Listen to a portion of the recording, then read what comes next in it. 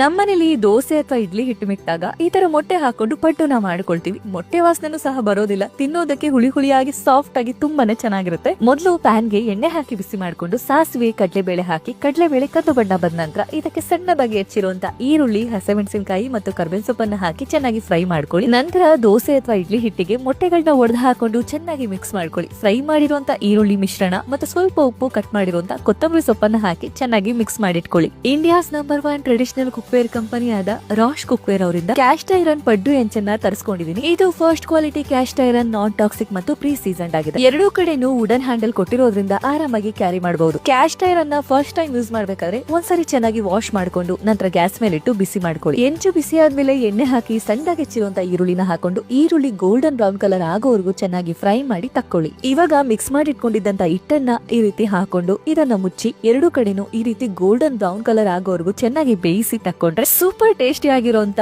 Egg ಪಡ್ಡು ತಯಾರಾಗುತ್ತೆ. ಈ ಪಡ್ಡುನ ಬಿಸಿ ಬಿಸಿ ಇರ್ಬೇಕಾದ್ರೇನೆ ತಿನ್ಬೇಕು, ಆವಾಗ್ಲೇ ಅದರ ರುಚಿ ಅದ್ಭುತವಾಗಿರುತ್ತೆ. ಕ್ಯಾಸ್ಟ್ ಐರನ್ ಅಲ್ಲಿ ಅಡಿಗೆ ಮಾಡಿದ ನಂತರ ಒಂದ್ಸರಿ ಚೆನ್ನಾಗಿ ವಾಶ್ ಮಾಡ್ಕೊಂಡು 10 ಸೆಕೆಂಡ್ ಪ್ರೀ ಹೀಟ್ ಮಾಡಿ ಈ ರೀತಿ ಎಣ್ಣೆನ ಬಳೆದು ಇಡೋದ್ರಿಂದ ರಸ್ಟ್ ಹಿಡಿಯೋದಿಲ್ಲ ಮತ್ತು ಲಾಂಗ್ ಲಾಸ್ಟಿಂಗ್ ಆಗಿರುತ್ತೆ.